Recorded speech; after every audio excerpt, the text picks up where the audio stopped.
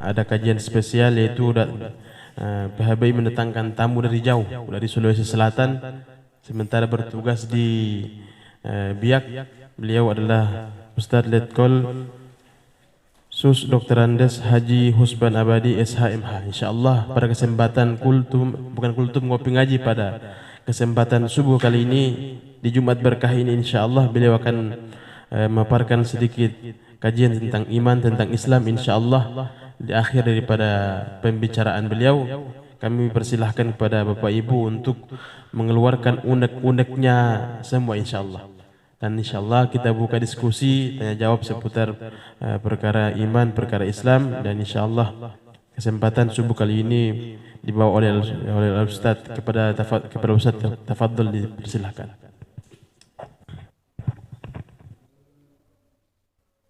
Mudah-mudahan bapak-bapak tidak bosan lihat wajah saya. Ya. Assalamualaikum warahmatullahi wabarakatuh.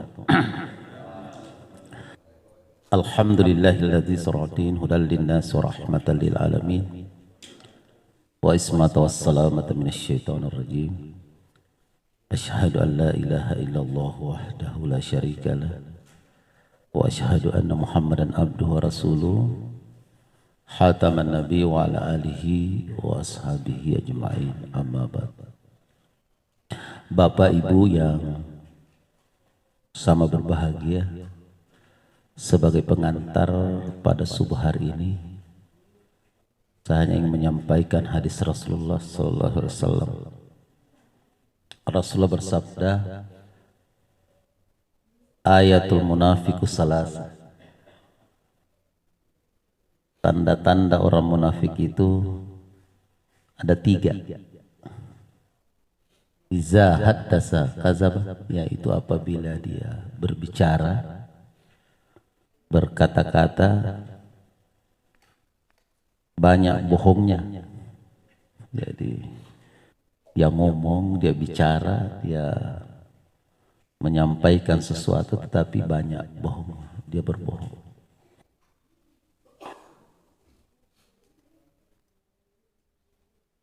Dan memang dalam kehidupan kita ini sering kita jumpai orang yang semacam itu.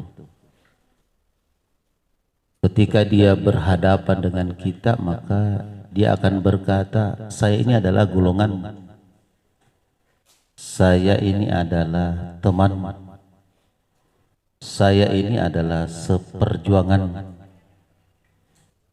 Tetapi ketika dia membelakangi kita, dia berada di kelompok lain,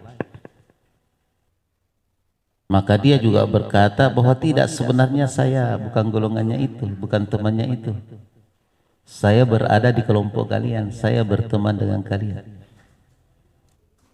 Memang ternyata ini sudah disinyalir oleh Allah Subhanahu wa taala dalam sebuah firman-Nya, wa minan nasi may yaqulu amanna.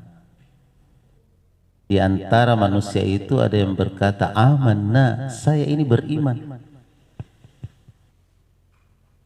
billahi wa bil yaumil akhir, beriman kepada Allah dan hari akhir. Tapi apa? Wa ma hum bimu'minin. Padahal mereka pada dasarnya mereka itu tidaklah beriman. Coba, Allah saja dia membohongi. Allah dan Rasulnya saja dia membohongi, dia mendustai, apalagi hanya sesama manusia.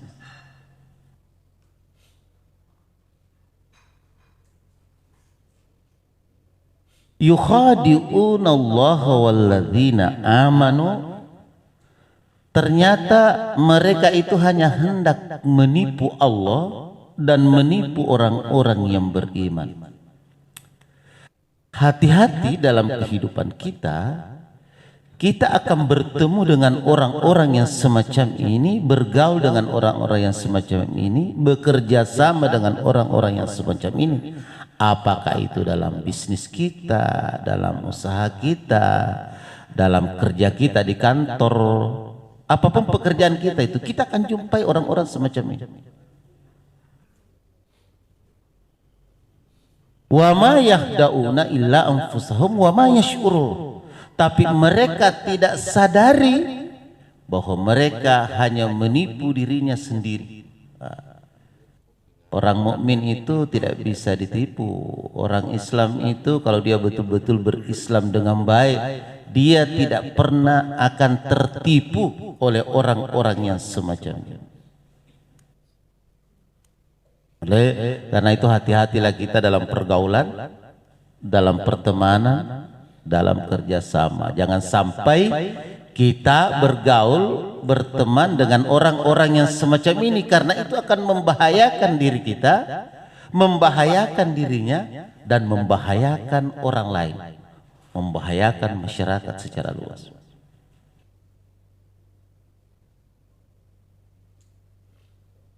Yang kedua, wa iza ahda ahlafa. Tanda-tanda orang munafik yang kedua itu adalah orang yang apabila dia berjanji, tapi dia ingkari janjinya.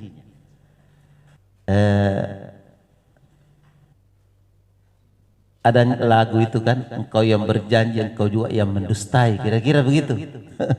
Kau berjanji, engkau juga yang mendustai. Bapak-bapak, ya, dalam beberapa bulan terakhir ini pasti ya banyak orang yang menyuguhkan janji-janji manis, ya. Janjinya bukan main manis, ya Allah. Kita juga heran gitu ya. Ada orang tahunan tidak pernah muncul di pesantren, tiba-tiba muncul di pesantren. Tahunan tidak pernah muncul di panti asuhan, tiba-tiba muncul di panti asuhan. Coba itu. Tahunan tidak pernah saya lihat dia berdoa, ikuti doa bersama, ikuti asinan bersama, tiba-tiba muncul. Yang paling lucu lagi begini, ada orang yang saya tidak pernah lihat dia pakai serban, tiba-tiba kemana-mana pakai serban. Wah, ada apa ini? Saya kadang lucu nih, Bapak ini kapan ya pakai serban, kok tiba-tiba Muhammad serbannya tidak pernah lepas itu dari lehernya itu. Kalau saya kan pakai serban itu jarang-jarang. Paling-paling kalau khutbah Jumat atau ada ceramah-ceramah agama yang eventnya besar gitu, ya saya pakai serban. Kenapa? Karena kalau tentara itu komandan Kodim, Kapolres, Panglima TNI, Kapolri itu auranya ada di tongkatnya.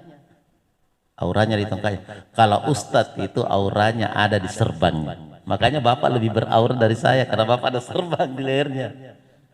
Beda itu, beda benar. Kalau orang pakai serban itu auranya akan lain. Nah, makanya saya jarang-jarang pakai supaya maksudnya jangan auranya itu habis gitu kira-kira. Heran saya, ada orang tidak pernah pakai serban selama ini, tiba-tiba Masya Allah serbannya dah hilang. Kenapa? Itu tadi, dia akan datang menyampaikan janji-janji manis, wah janji-janji muluk. Wah, yang membuat kadang kita itu hanyut dengan janji-janjinya. Tapi apa yang terjadi?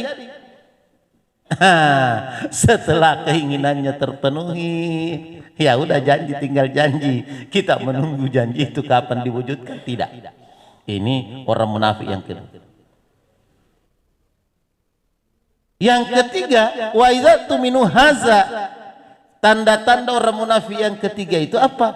Apabila mereka diberikan amanah, diberikan amanah oleh negara, diberikan amanah oleh undang-undang, diberikan amanah oleh rakyat, dia mengkhianati orang-orang yang memberikan amanah. Dia hianat. Makanya kan ada orang itu begini loh. Saya kadang juga berpikir-pikir itu. Memangnya ada istilah dalam dunia politik, tapi jangan dihubungkan ini ya, tidak ada sama sekali. Bahwa tidak ada teman yang abadi. Yang ada itu adalah kepentingan. Jadi kadang kita itu bisa tahun ini saya berangkulan ini, ya kan? Besok ini musuhan dengan Pak Haji. Besok saya berangkulan Pak Haji, saya musuhi ini. Ya itu. Seharusnya kalau orang berteman itu ya, apapun yang terjadi, gagalkah kita, sukseskah kita, pertemanan itu tidak akan pernah putus. Makanya di zaman dulu Pak, di zaman dulu orang tua kita itu ada istilah Pak Haji. Pak Haji pasti tahu. Masele surki lino akhira. Ini pertemanan yang tidak pernah terputus, apapun yang terjadi, gagal kah dia, sukses kah dia, menderita kah dia, senang kah dia, kita akan gagal bersama, sukses bersama, menderita bersama, senang bersama. Itu kalau orang tidak munafik. Kalau tidak munafik tidak. Hari ini berangkulan, besok pindah, berangkulan sana, besok berubah lagi ya, itu. Masalah surki lino akhirat. Suatu ketika almarhum ayah saya sakit keras. Saya waktu itu masih bertugas di Sumatera Utara. Ditelepon ponakan, Om, pulang Om. 3 hari sebelum wafat itu, pulang Om, kakek nyari. Saya bilang, kakekmu sakit parah kah? Dia bilang, tidak sebenarnya dia masih bisa jalan, masih ini, cuma perasaannya dia sakit. Oh, enggak apa-apa itu. Kasih tahu aja kakekmu, Om enggak bisa pulang karena pekerjaannya banyak sekali. Kita pulang. Hari ketiga berikutnya menelpon lagi ponakan, Om, pulang Ki, kakek sudah tidak ada. Hah? Meninggal kakek. Ternyata sebelum dia meninggal itu, dia katanya sempat ngomong sama adik bungsu saya, nasi saku itu kakakmu. Sudah kau telepon? Sudah. Kenapa dia tidak pulang-pulang? Katanya dia bilang, sehat itu kakek, sehat itu bapak, tidak apa-apa. Nasi saku. Nah, akhirnya hari ketiga dia meninggal, nelpon, udah langsung cari tiket terbang. Tapi ternyata kalau dari Sumatera itu Medan, kita harus ke Jakarta dulu. Saya dapat pesawat Jakarta itu harus transit Surabaya. Sehingga sudah menjelang maghrib itu saya masih di Surabaya. Saya bilang, lemak nih, kuburkan saja, nggak usah nunggu saya bilang. Biarpun juga kau tunggu saya, bapak juga tidak akan kembali lagi. Ternyata coba Pak, sebelum dia meninggal itu, dalam suasana masih sadar, dia berwasiat kepada kakak tertua saya. Apa wasiatnya? Nah, ya kau mati kak, Ibeddu itu kalau bahasa Bugis Beddu, kalau bahasa Indonesia itu Abdullah. Namanya itu orang, ya Abdullah. Tapi kalau orang Bugis kan bilang Ibeddu. Dia bilang, nah iya Ibeddu oli nanti, nah semua itu pasuru kan, kasih masuk ke liang lahat. Loh, kenapa bukan kamu? Kamu kan anak sulung, anak pertama. Seharusnya anak pertamanya dia yang kasih masuk. Dia bilang, saya damping. Kenapa? Karena memang dia berwasiat. Oli renga Ibeddu pasuru kak, maksudnya kasih masuk ke liang lahat. Dipanggil lah itu Ibeddu, Abdullah itu.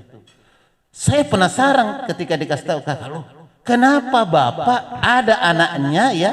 Anak itu kan lebih dekat. Kenapa dia suruh panggil Ibeddu untuk pasuruh dia? Saya datangi rumahnya itu Ibeddu Abdullah itu. Bapak, saya mau bertanya, ada hubungan apa bapak dengan ayah saya? Kok di saat dia belum meninggal, dia berwasiat kepada anaknya yang mendamping waktu itu menjelang sakaratul maut, bahwa kalau dia meninggal, panggil Ibeddu untuk pasuruh, kasih masuk ke liang lahat. Ada rahasia apa? Dia bilang, saya waktu di hutan, karena kebetulan bapak saya itu kan anak buahnya Kahar Musakkar. Sama-sama di hutan. Pak Beddu ini juga anak buahnya Kahar Musakkar. Cuma bapak saya dengan Beddu itu cepat sadar kembali ke pangkuan Ibu Pertiwi. Pak Kahar tetap lanjut ke hutan, kan itu aja bedanya. Waktu kami di hutan bersama Pak Kahar, kami itu bersepakat. Jadi mereka berangkulan itu berpelukan, terucaplah itu kalimat, apapun yang terjadi, masel surki lino akhirah, ya kuya mati, saya yang duluan meninggal, kamu yang pasuruh saya kasih masuk ke liang lahat. Kalau kau yang meninggal, saya yang kasih masuk ke liang lahat.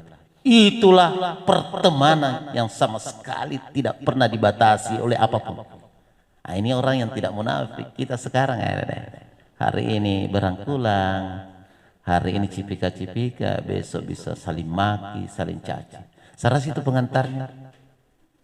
3 tanda-tanda orang munafik, mudah-mudahan kita semua tidak termasuk di dalamnya.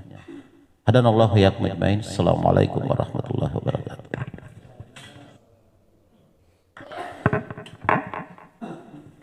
Baik Bapak Ibu, ya dari pembahasan tadi mungkin ada yang ingin bertanya, kami persilahkan.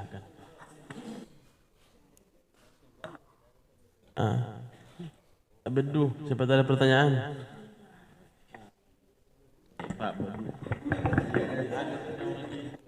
Jangan berat-berat pertanyaannya. Ya, baik. Bismillahirrahmanirrahim. Assalamualaikum warahmatullahi wabarakatuh. Izin Pak Ustadz, saya bertanya terkait apa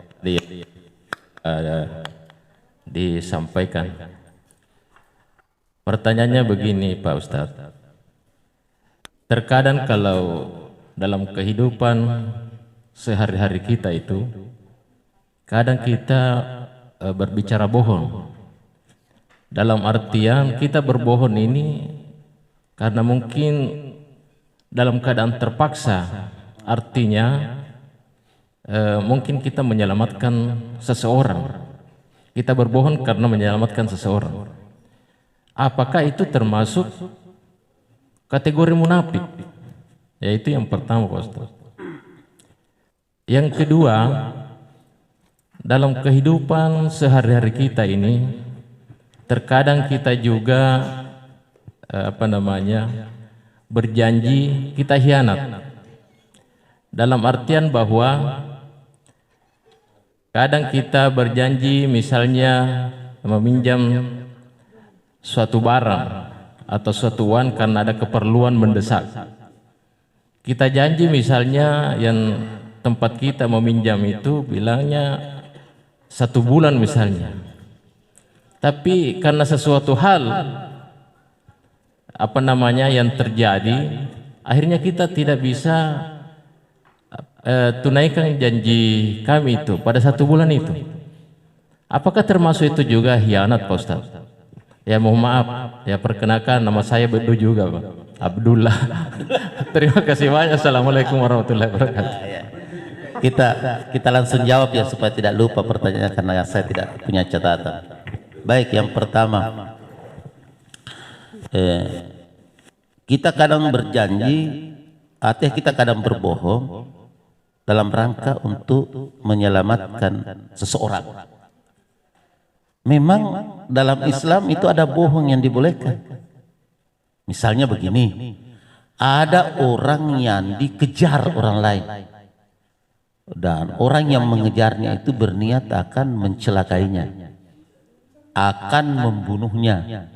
Lantas dia singgah di rumah kita, ya kan? Dia bilang, oh, saya dikejar, saya mau dibunuh, saya mau dicelakakan oleh si A, oleh si fulan bi fulan. Terus kita suruh, udah kau bersembunyi di kamar sana itu. Nah ketika datang orang yang mengejar tadi, ada si fulan bi fulan masuk di rumahmu. Kita berkata, dek gagah, tidak ada. Mungkin dia terus ke sana. Ah itu boleh. Kenapa kita berbohong untuk menyelamatkan jiwa seseorang? Sama berbohong sama istri itu boleh.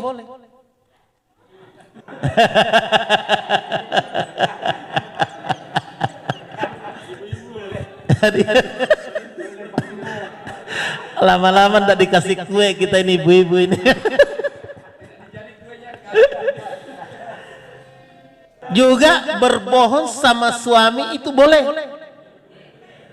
Berbohong sama istri, berbohong sama suami dalam rangka menyelamatkan rumah tangga kita itu boleh. Jadi begini, ini contoh. Kita dengan suami istri itu biasa kan dijodohkan atau tidak dijodohkan. Tiba-tiba kita nikah dengan dia. Ada istri begini tiba-tiba bertanya sama suaminya, kamu sebelum nikah dengan saya pernah pacaran dengan perempuan lain enggak? Boleh kita berbohong, tidak pernah, kau adalah wanita pertama dalam hidupku.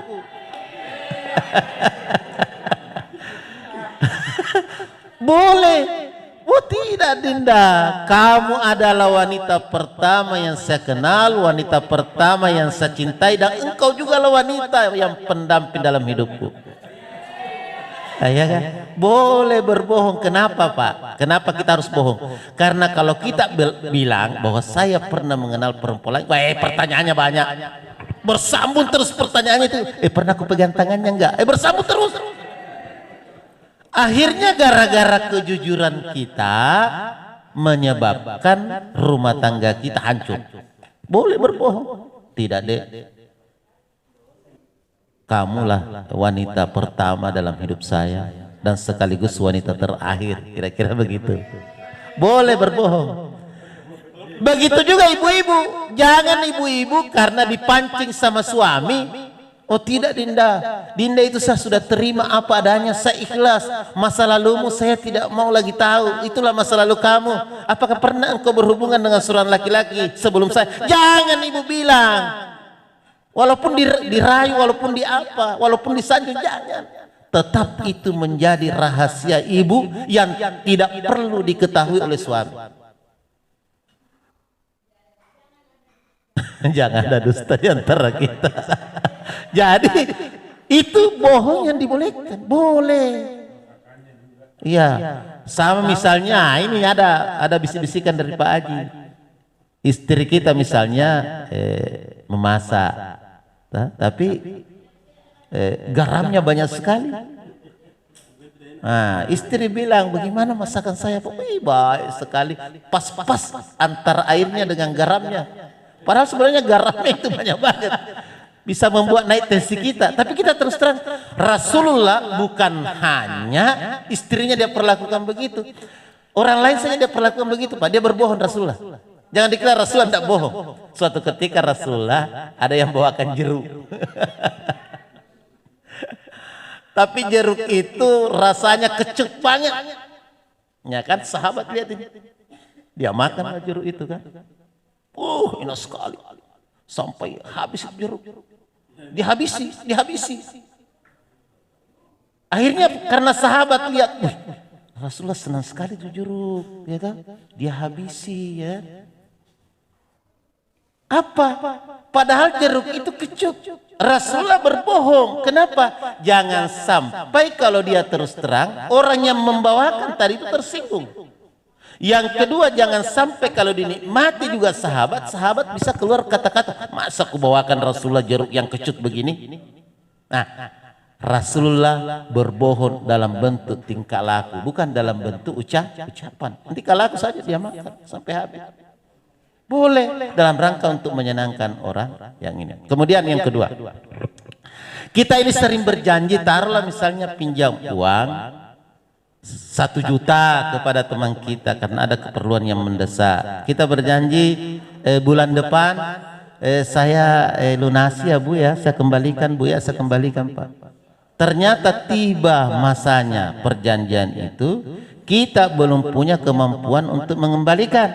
Nah, agar kita tidak tergolong dalam golongan orang yang munafik tadi, berjanji tapi tidak menepati janjinya, maka kita harus menghubungi orang yang tempat kita berutang.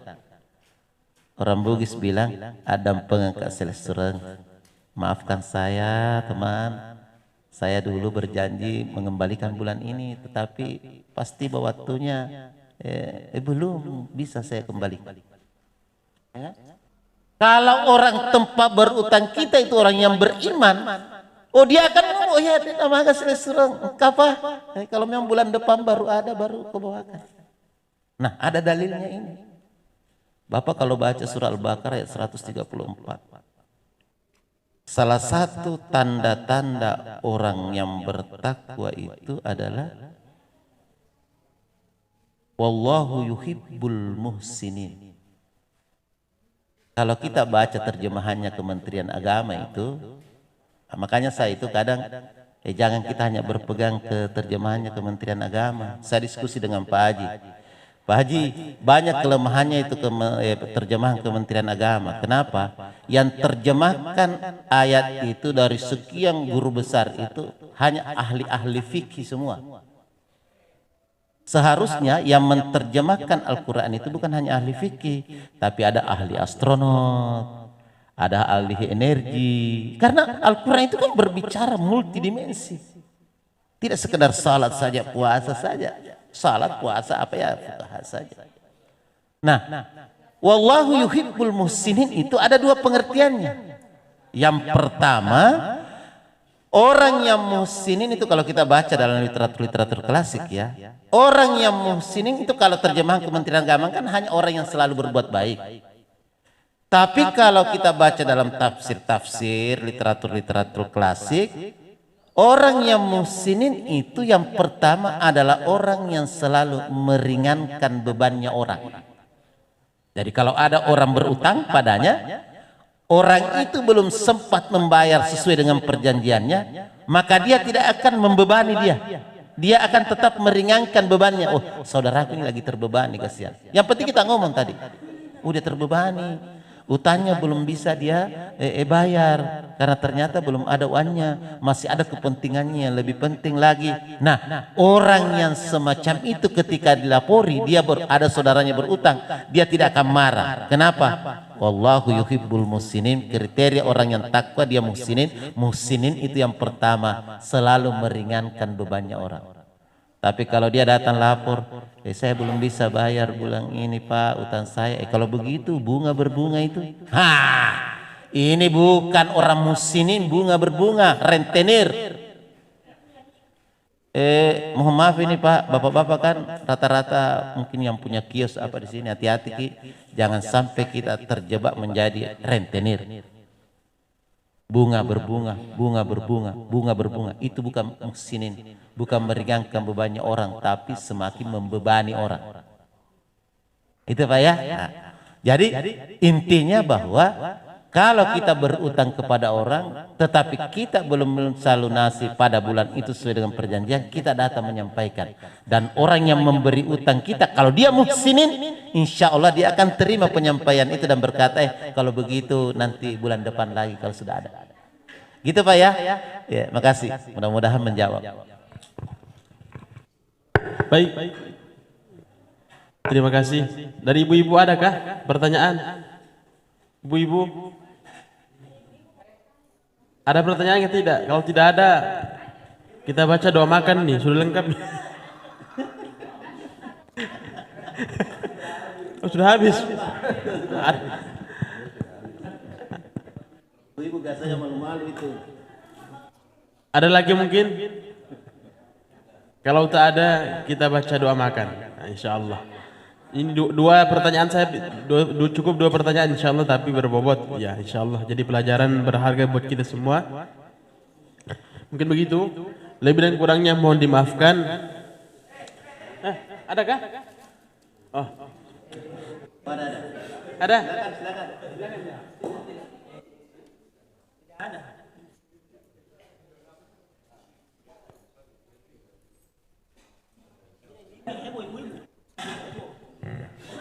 Ibu-ibu bertanya, mumpung saya masih ada di sini.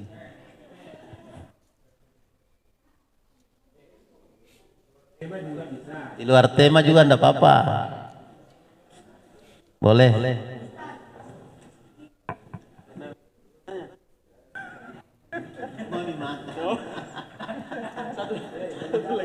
Satu lagi. Bantu. Masih ada kan? Masih ada. Satu lagi. Biar nanti kita bahas makanannya.